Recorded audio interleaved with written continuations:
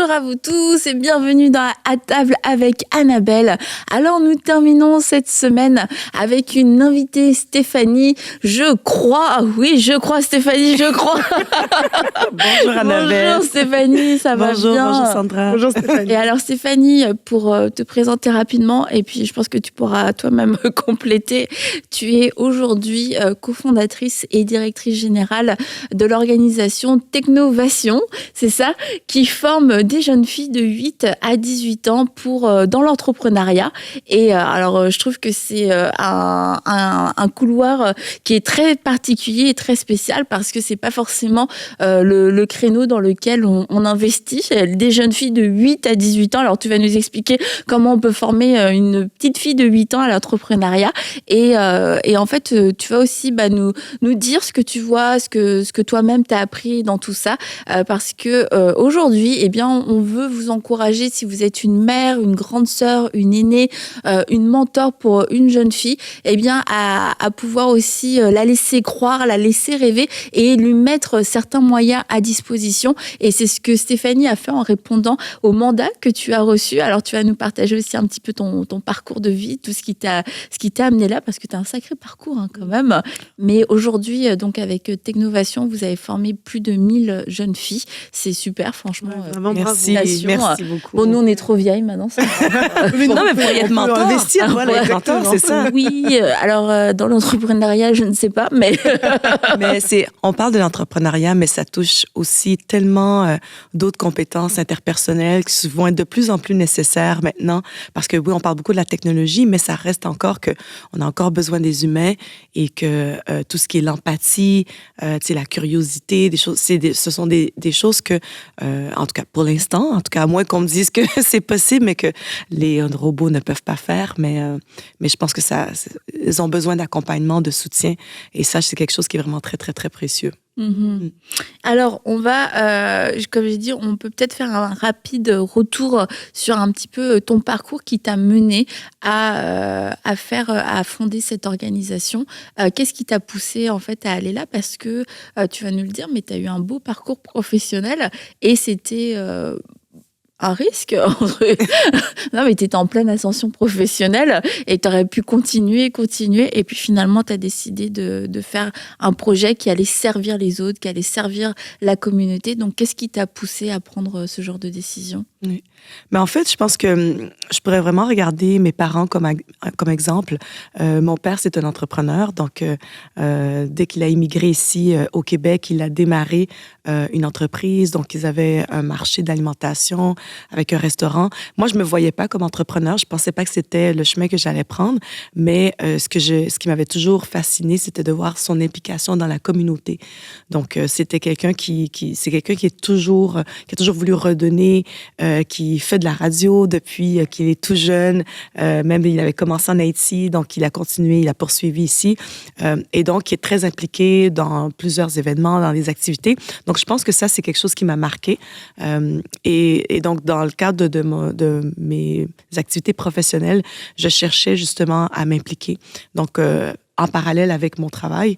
Donc, pour moi, ça a toujours été une façon de pouvoir redonner. Mais je ne crois pas que je l'identifiais comme ça au départ. C'est-à-dire comment je peux me retrouver avec une communauté. En fait, je pense que j'ai toujours recherché, c'est une communauté. Mm-hmm. Donc, oui, j'ai travaillé pendant plusieurs années. En fait, j'ai une formation en administration, en marketing. Et donc, j'ai démarré ma carrière en communication dans des agences de relations publiques. J'ai fait ça pendant plusieurs années.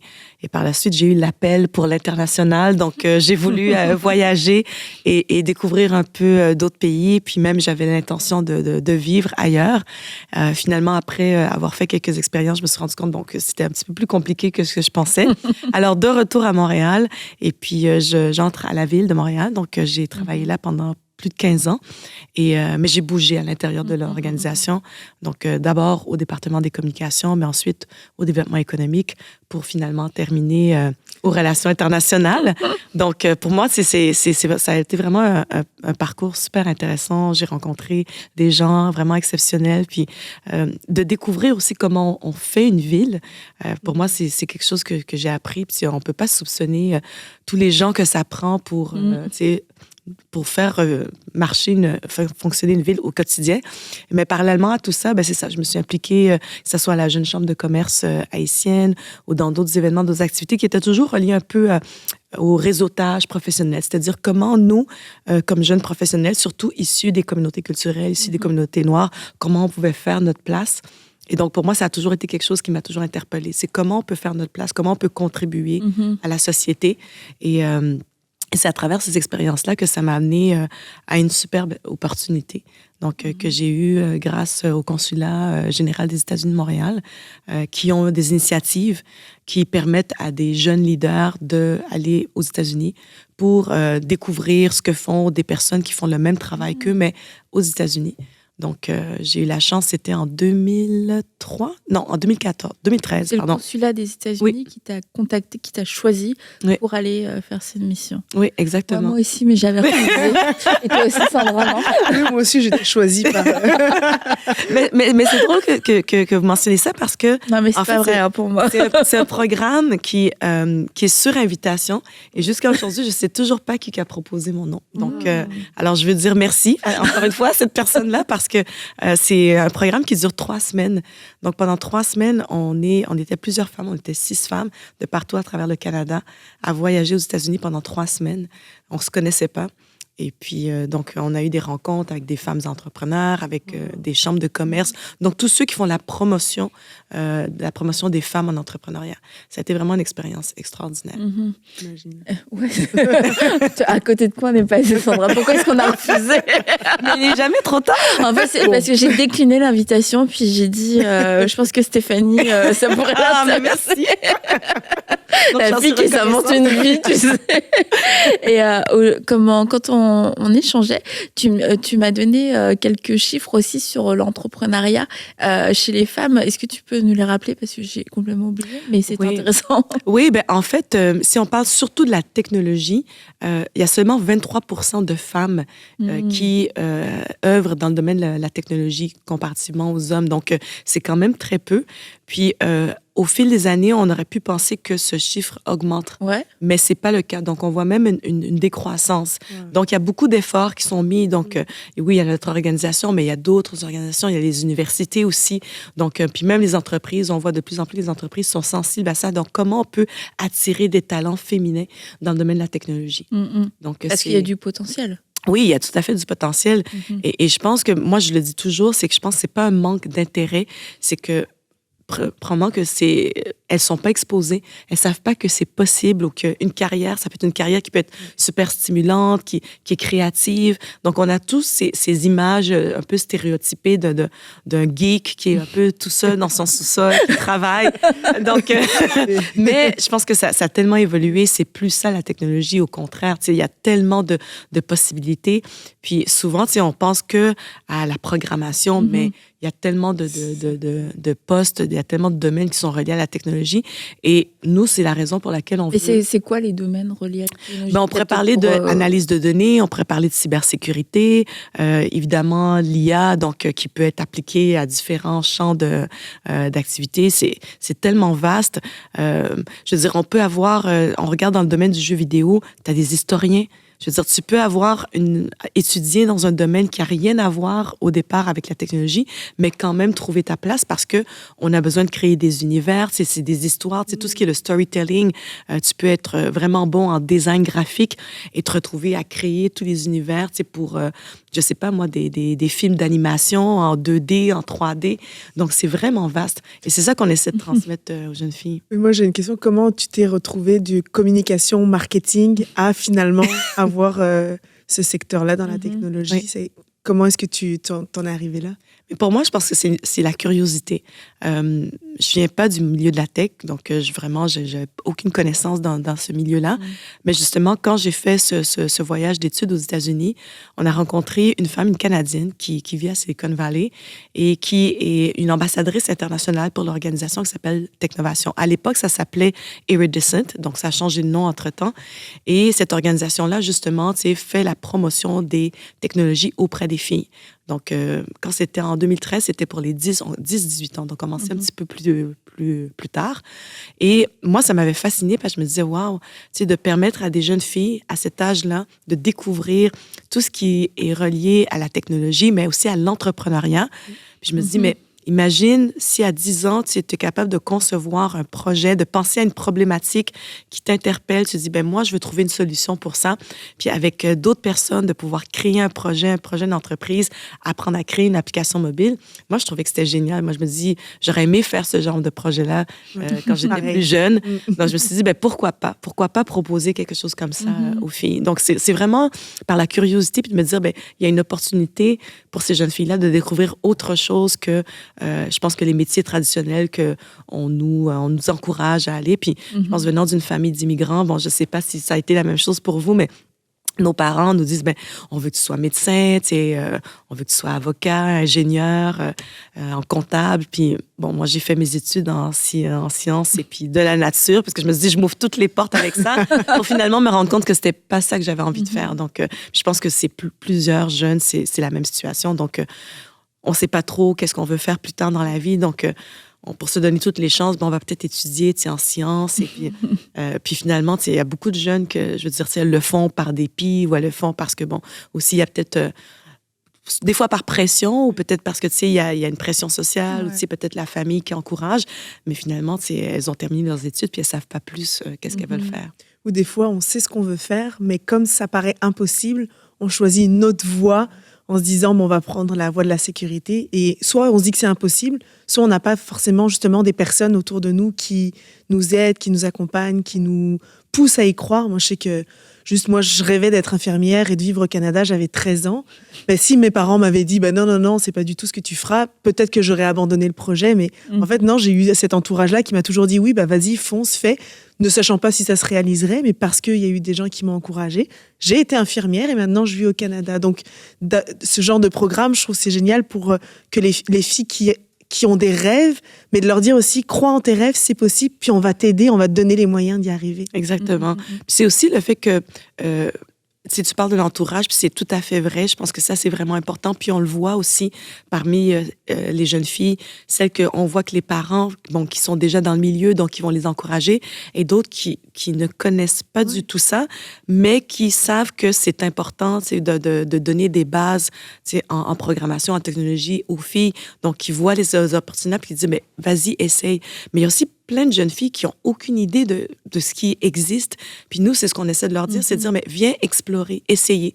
Peut-être que tu vas aimer ça, peut-être que tu ne vas pas aimer. Il y a peut-être un aspect du programme qui va t'interpeller, puis tant mieux.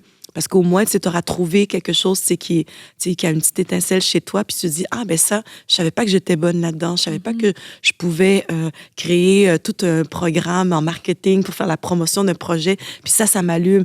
Ou, je veux dire, on amène les filles à créer, à réaliser des vidéos pour faire le pitch de leur projet. Il y en a qui se rendent compte que faire des storyboards, de travailler sur toute l'histoire qui va parler de leur projet, ça, elles sont bonnes là-dedans. Puis ils se disent, je vais peut-être pas faire de la programmation, mais ça j'aime ça. Et je suis bonne là-dedans. Donc, on leur permet d'explorer puis de toucher un peu à tout. Puis après ça, de faire leur propre constat puis de se dire, ça, c'est quelque chose que j'ai envie de pousser davantage.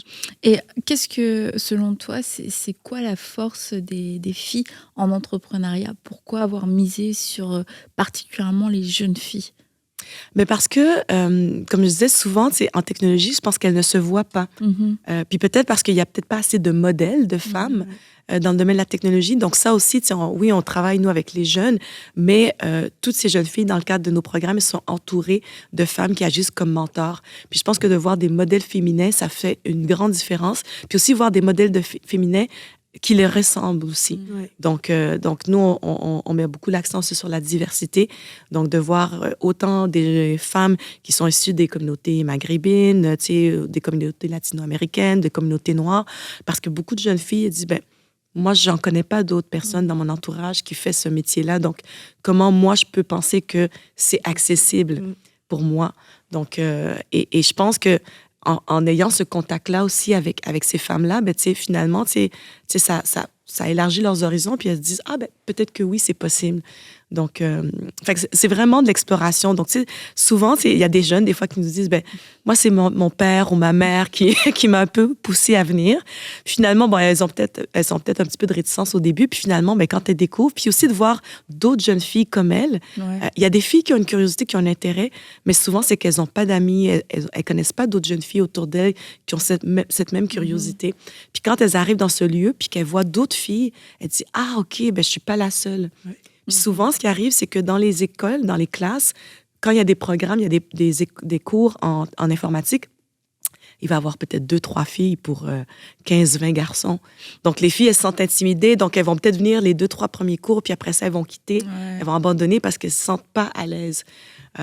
Donc, je pense qu'en offrant ce cadre-là, c'est un cadre sécuritaire où est-ce qu'elles peuvent poser des questions. Il n'y a rien de tabou. Je veux dire, s'il y a quelque chose que tu ne comprends pas, ben oui, tu sais, pose ta question, expérimente. Puis aussi, il ne faut pas se le cacher. Je pense que souvent, on a un peu cette tendance-là, tu sais, chez les jeunes femmes, cette comment je pourrais dire, tu sais, la performance, tu sais, cette anxiété de performance. On veut bien faire les choses, on veut que tout soit parfait. Alors que l'entrepreneuriat, c'est que tu vas parfois... C'est ça. C'est des montagnes russes, justement. C'est tu vas à tâtons. Tu sais pas, je veux dire, tu peux avoir le meilleur plan, puis tu penses que ça va marcher, puis finalement, quand tu le testes avec des personnes, puis là, tu te rends compte que ça marche. Et c'est erreur. C'est ça. Ça me parle. Donc, faut déconstruire un peu ces idées-là de dire que tout doit être parfait avant de te lancer. Puis ça, c'est quelque chose que même nous, je veux dire, quand on a démarré l'organisation, je veux dire, j'avais pas toutes les connaissances, j'avais pas toutes les ressources. Bon, je venais pas de la tech, donc j'ai dû m'entourer de femmes qui connaissaient ça, parce que sinon, je veux dire, tu sais, j'aurais pas été crédible pour dire, ben oui, je vais t'enseigner la programmation, alors j'ai jamais fait une ligne de code. Et on parle donc d'un programme pour les 8-18 ans. Moi, ma grande question, quand je t'ai entendu, je me dis, mais à 8 ans, comment est-ce qu'on apprend l'entrepreneuriat à une petite fille de 8 ans? Est-ce que c'est la même formation que tes 8, 12, 16 ou 18 ans? Oui, c'est sensiblement la même chose. C'est sûr que l'approche pédagogique va être un petit peu différente parce qu'on va vraiment plus miser sur des exercices pratiques. Donc, c'est sûr qu'on ne va pas aussi en détail pour les plus jeunes que pour les plus âgés. Mais en fait, ce qu'on dit toujours, puis même pour n'importe quel entrepreneur, c'est pas de tomber en amour avec la solution, c'est de tomber en amour avec le problème. Donc, c'est d'abord d'identifier c'est quoi le problème que tu veux résoudre. Parce que, tu sais, on peut penser à dire, je vais créer telle chose. Puis, tu sais, nous, dans notre tête, on pense que c'est l'idée du siècle. Puis, finalement, on va se rendre compte qu'il n'y a personne qui a demandé ça. Je veux dire, t'as pensé ça dans ta tête. Faut pas une demande, finalement. C'est ça, t'as pensé ça dans ta tête, mais il n'y a pas de besoin pour ton produit. Donc, c'est d'abord leur amener à dire, les premières sessions, tu sais, on a une approche de design thinking, c'est de dire, c'est quoi ta communauté? Déjà de penser au concept de communauté. C'est qui autour de toi avec qui tu interagis? Et là, les filles de, mettons, 8-12 ans, elles ont des réponses à ça? Oui, on les amène à travailler à travers des exercices. On a des études de cas, puis on dit, ta communauté, ça peut être, t'as la maison déjà. Après ça, t'as l'école. Après ça, si tu fais un sport ou tu fais une activité parascolaire, t'as d'autres communautés. Donc, t'as plein de communautés dans lesquelles tu interagis. Donc, est-ce que tu as observé un problème ou tu as observé une situation que tu dis, mais pourquoi c'est comme ça? Pourquoi on ne pourrait pas changer les choses? Je pense à un exemple, il y a des jeunes filles qui font beaucoup de sport, puis surtout, moi, je dis toujours aux parents, je dis, mais les filles, elles ont des agendas de ministres. Je veux dire, elles ont des activités, là, comme les fins de semaine, elles sont complètement bookées.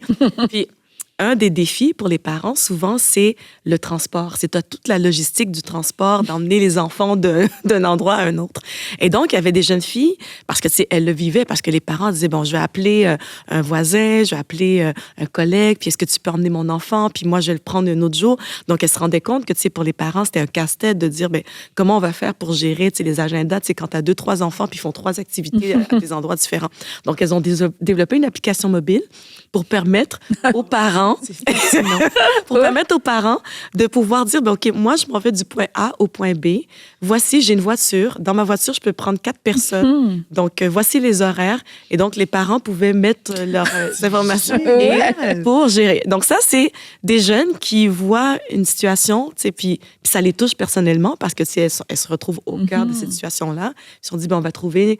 On va essayer de régler cette situation-là, puis on utilise la technologie. Donc, la technologie, c'est un levier pour résoudre une problématique. Donc, pour nous, on ne veut pas que les jeunes voient ça comme c'est la technologie. Non, c'est l'humain qui est au centre de tout ça. Puis c'est de dire, mais comment tu peux aider cette personne à résoudre le problème qu'elle vit. Donc, c'est vraiment cette démarche qu'on fait avec les jeunes. C'est génial. T'aurais aimé faire ça quand t'étais jeune? C'est clair. T'aurais eu plein d'idées, toi.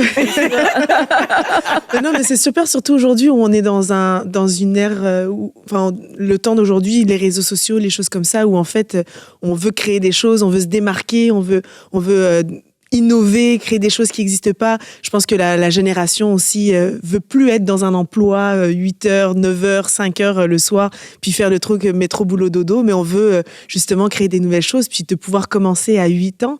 T'imagines ensuite, quand tu es en âge de pouvoir te lancer officiellement dans la vie active, ce que tu vas déjà pouvoir accomplir, moi je trouve ça génial. Puis c'est vraiment fascinant de les voir aussi comment elles réfléchissent, comment elles pensent. Puis on avait notre événement, donc à la fin de ces programmes-là, donc les filles travaillent pendant 5 mois sur leur projet, mais doivent le présenter devant un jury, donc des investisseurs potentiels, parce qu'on veut vraiment leur donner cette expérience assez concrète de, OK, mais t'es un entrepreneur, mais tu dois tester ton idée. On peut pas penser que toutes les idées sont bonnes. Donc, on veut un peu les confronter.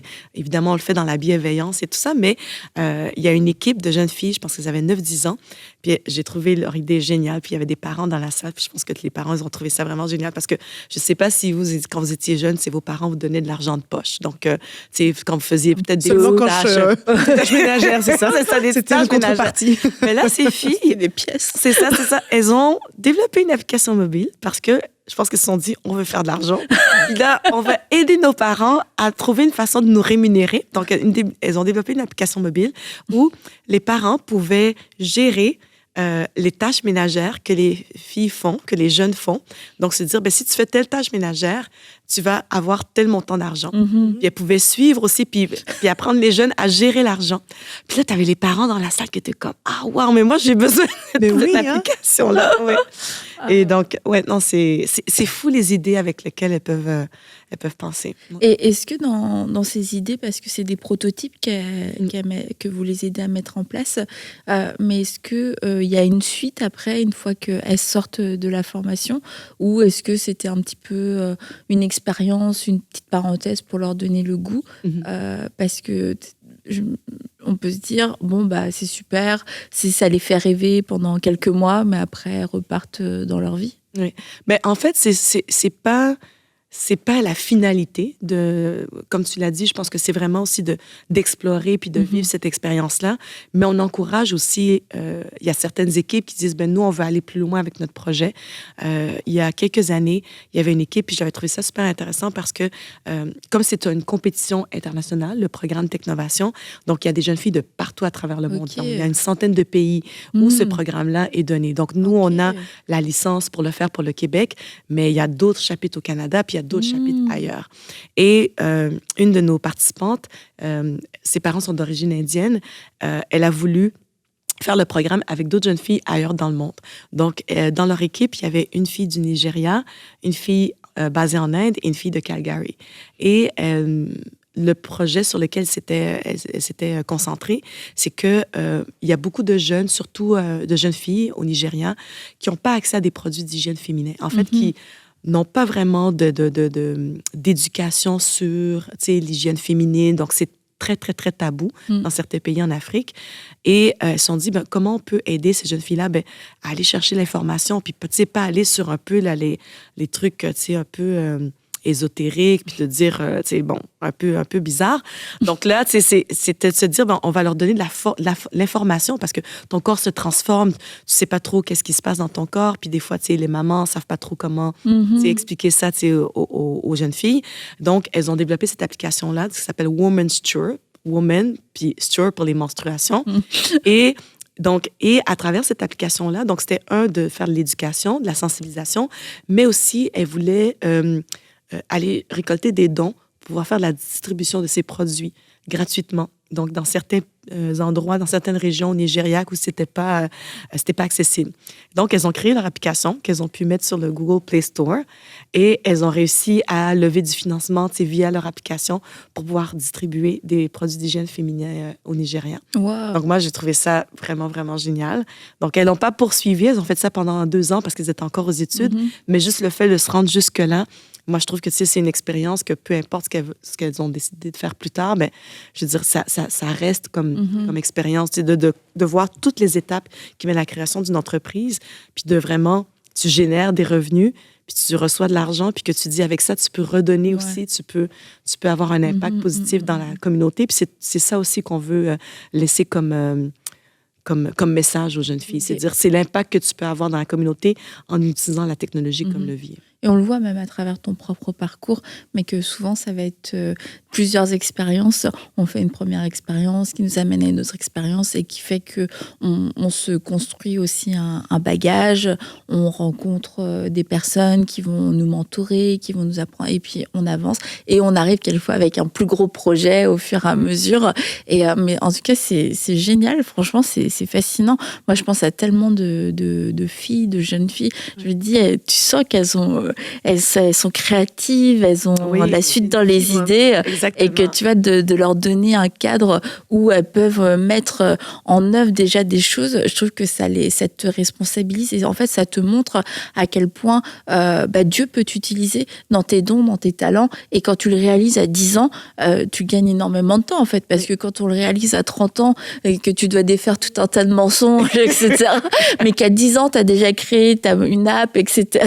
et que tu as gagné un concours et tu t'es dit, ouais, j'ai appris à réfléchir, en fait, tu avances plus vite dans la vie. Donc, c'est génial de pouvoir équiper ces filles-là. Et toi, tu parlais de ce projet avec au Nigeria.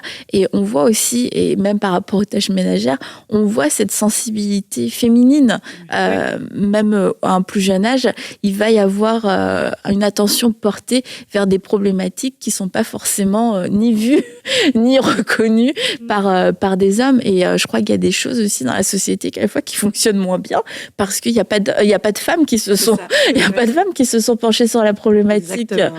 C'est pour ça aussi que c'est un très bon point que tu amènes, c'est que il y a vraiment un besoin, puis c'est ce qu'on dit aux filles, il y a un besoin d'avoir vos idées, d'avoir vos projets, parce que, je veux dire, si on n'y pense pas, je veux dire, il manque quelque chose. Je pense que je partageais l'idée de le projet quand on conçoit des voitures, il y a les sacs gonflables qui se déclenchent automatiquement quand il y a une collision et on s'est rendu compte que ces sacs n'étaient pas conçus pour les femmes. Donc, la pression, le poids, donc c'est supposé protéger pour minimiser... Ça protège les hommes. Des dommages. À ce point-là. mais je veux dire, tu sais, quand on regarde la stature d'une femme, puis le corps et tout ça, il ne réagit pas de la même façon qu'un homme qui va faire face à la même collision. Donc, je veux dire, les femmes étaient beaucoup plus touchées. L'impact était beaucoup plus fort pour elles. On a beaucoup plus d'accidents. C'est ça. Donc, c'est pour ça. Donc, juste de penser à ça, ça a l'air banal. Surtout quand on y pense, femme au volant. Je rigole.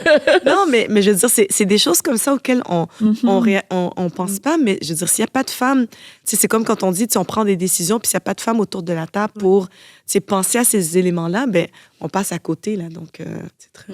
Il y a toute une tranche de la population qui n'est pas desservie parce que, elle ne se retrouve pas au cœur des décisions qui sont prises. Donc, c'est bien qu'on leur donne cette voie-là dès 8 ans. Ouais. Et donc, dans cette formation, parce que le but, c'est de dire, voilà, ce qui existe aujourd'hui, mais c'est aussi même si Technovation n'est pas forcément accessible partout ni pour tout le monde, c'est de se dire, bon, il y a possibilité, en fait, ça existe et c'est possible de le faire, mais donc tu as dit qu'il y a cette première phase où tu demandes aux filles de réfléchir à une problématique, et c'est un peu quoi la suite ? Par la suite, après ça, une fois qu'elles ont identifié le problème, donc c'est vraiment de dire, OK, ben là, il faut tester et valider ton idée. Donc, quand je disais que, tu sais, on lance un produit, puis on a tout fait la conception, puis là, on le présente au public, puis là, tu te dis, t'entends plus rien, silence, parce qu'il n'y a personne pour le produit. Donc là, on dit, on va le tester. Donc, on leur dit, ben vous faites un sondage, donc vous allez voir, parce que vous dites que ça répond à un besoin d'une clientèle en particulier, ben allez voir cette clientèle-là pour poser leur des questions. Est-ce que vraiment, est-ce que ce produit-là, est-ce que ça répondra à leurs besoins? Et là, tu sais, c'est de recevoir la rétroaction. Donc, il y a peut-être des gens qui vont dire, non, ce produit-là, pour moi, telle fonctionnalité, ça m'intéresse pas. Mais par contre, si ton application mobile avait telle fonctionnalité, là, ça pourrait m'intéresser. Parce que là, moi, j'ai telle problématique, puis je ne trouve pas de solution pour mon problème, mais si toi, tu es capable avec ton application de le faire, mais là, c'est bon. Donc là, une fois qu'elles ont colligé tous ces conseils-là, donc ça se peut que... Et comment elles vivent les retours? Ben, ça dépend. Des fois, il y en a qui vont dire carrément, ben, elles changent de projet. Parce qu'elles se rendent compte que finalement, elles ont fait fausse route. Et ça fait partie du processus. Oui, ça fait partie du processus. Il y en a même, des fois, bon, on dit, les filles, vous auriez pu peut-être y penser avant, mais des fois, il y en a qui peut-être même comme un mois avant la date d'échéance, parce que c'est comme c'est un concours, il faut livrer, elles se rendent compte qu'il faut qu'elles changent complètement leur projet. Mais c'est ça aussi la vie d'un entrepreneur, c'est que, tu sais, on parle beaucoup des itérations, c'est que tu sais, de ne pas attendre trop longtemps avant d'amener un produit fini sur le marché, mais c'est de dire de le tester constamment. Puis, tu sais, après ça, de valider. Donc, tu sais, puis, je ne sais pas si vous écoutez des fois l'émission Les Dragons et tout ça, mais, tu sais, on demande toujours est-ce que tu as fait des ventes? Parce que, je veux dire, c'est ça qui va démontrer si vraiment ton produit, il a comme un pouvoir d'attraction, tu sais, il va répondre. Fait que, tu sais, c'est exactement la même chose qu'on leur dit, ben allez tester, tu sais. Donc, il y en a qui vont faire tester leur projet auprès des parents, ici, à l'école, dépendamment, tu sais, c'est qui leur public cible, ou des professeurs, pour voir vraiment, tu sais, est-ce qu'il y a un intérêt pour ça? Donc, avec les rétroactions, ben peuvent, tu sais, recadrer un peu leur projet. Elles peuvent, tu sais, finalement changer des fonctionnalités. Tu sais, celles qu'elles avaient mis en priorité pour l'année 1, ben on dit, ben non, on va le faire l'année 2 ou l'année 3. Donc, tout ça, tu sais, ça leur permet, tu sais, justement, de voir un peu où est-ce qu'elles se situent dans l'évolution de leur projet.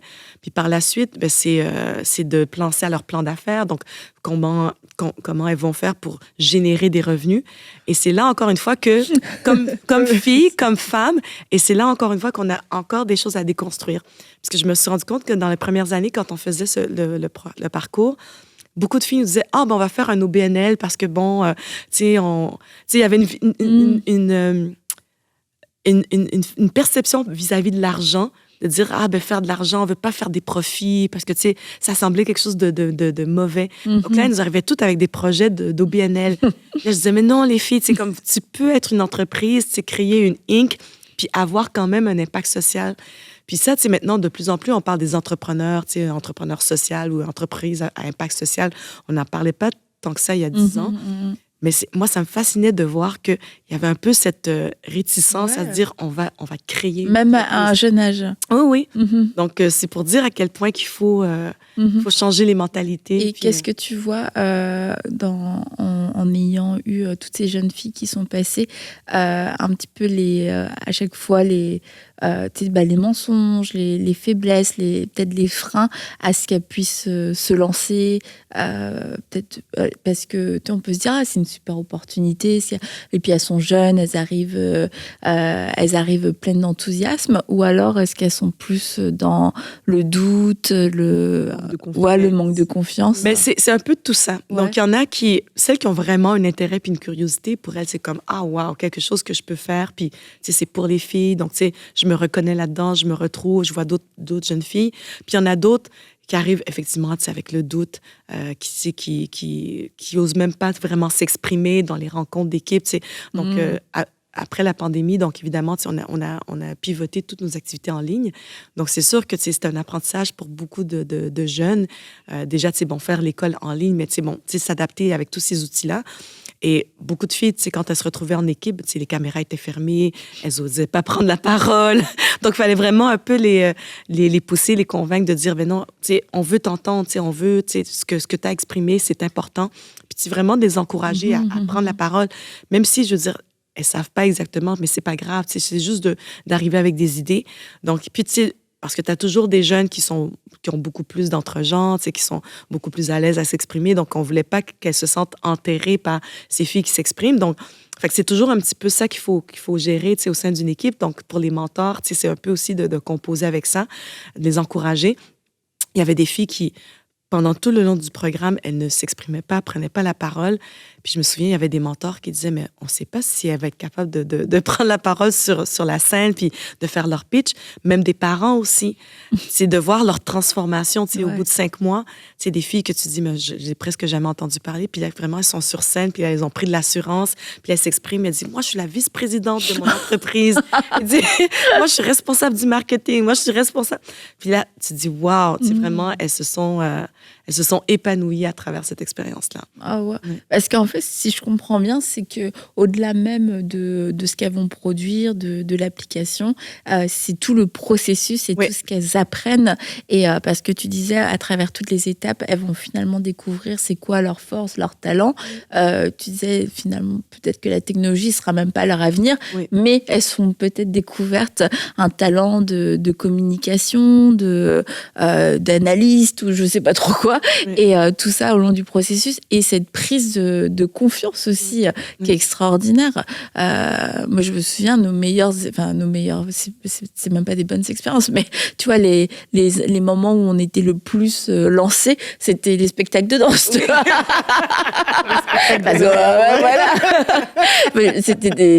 C'était une expérience, mais t'es dans le concret de ta vie, à part si tu veux devenir danseuse, ça t'apporte pas non plus tant que ça de choses. Et je trouve ça tellement excellent en fait qu'on mise sur les jeunes filles à cet âge-là et leur donner la possibilité de découvrir c'est quoi ta force, et une force que peut-être tu vas pas découvrir à l'école parce que c'est pas un cours en tant que tel. Non. Et ça, c'est quelque chose que tu vas découvrir si on te met dans un projet. Et il y a des familles qui sont excellentes parce qu'il y a des familles, elles vont avoir des projets où chacun va contribuer, mais on n'a pas tous une famille comme ça.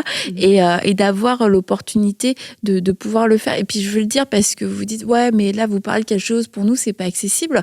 Mais en fait, ça peut être accessible sous une autre forme. Je pense notamment à l'église locale. Il y a, si on fait partie d'une jeunesse, on peut, s'il y a un projet qui se fait dans la jeunesse, c'est y contribuer. Et en contribuant à différents projets, à différents événements, on va aussi pouvoir se découvrir. Et c'est pour ça que je disais, en tant que mère, mentor, responsable de département, laissons la place à ces jeunes filles aussi, et laissons voir ce qui va éclore, parce qu'il y a des gens qui naturellement vont montrer tout de suite leur couleur, et puis il y a des gens, il faut les aider en fait. Faut les mettre dans un cadre où ça va ressortir. Et je crois que c'est aussi notre rôle en tant que aînée, que femme aînée. Non, que grande sœur, que mentor, Là, à pouvoir laisser cette opportunité. Je refuse. Mais non, pas encore. J'ai vu qu'il y avait de l'hostilité sur le plateau. L'opposition. Donc, Stéphanie, femme non aînée, mais mentor. Et vraiment, on te félicite. Oui, vraiment. Avec, mais on apprend aussi à travers tout ça. Je pense que c'est pas juste les jeunes. Puis c'est ça que je trouve intéressant, c'est que les professionnels qui accompagnent, elles disent qu'elles apprennent autant. Puis moi, c'est ça que... Puis moi, j'apprends encore à tous les jours en les côtoyant. Donc, oui. On parle de ça, c'est l'apprentissage continu.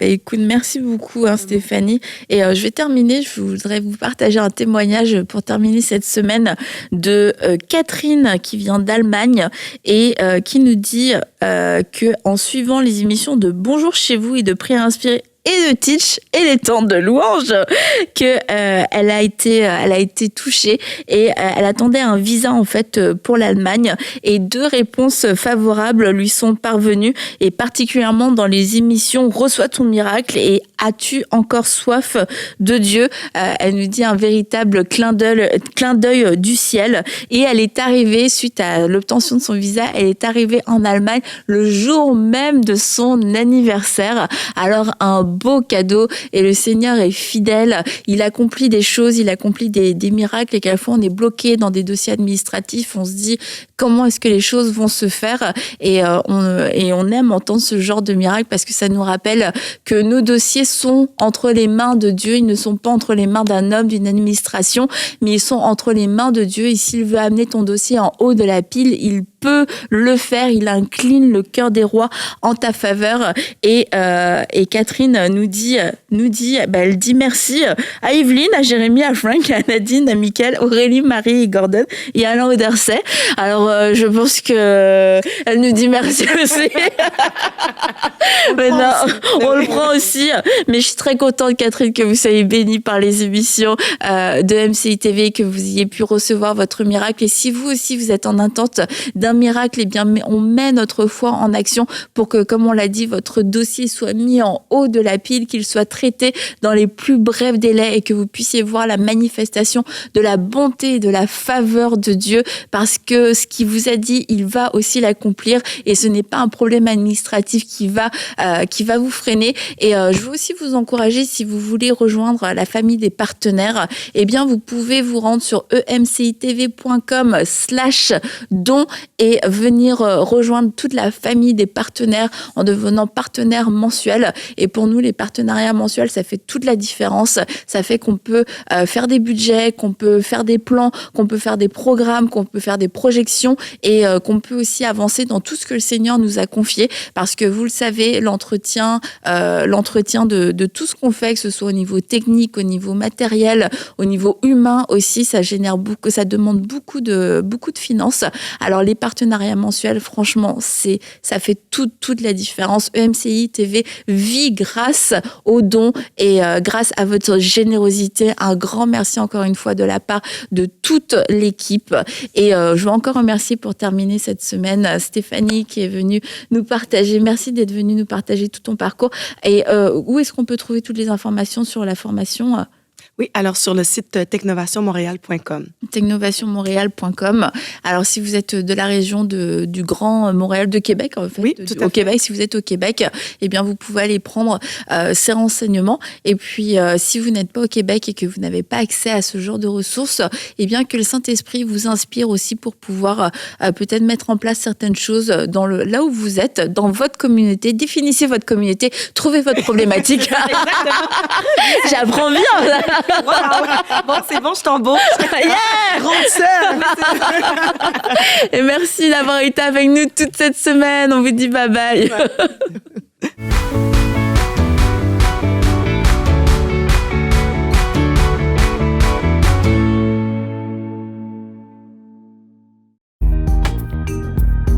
Merci à tous nos précieux partenaires, grâce auxquels cette émission a pu être réalisée.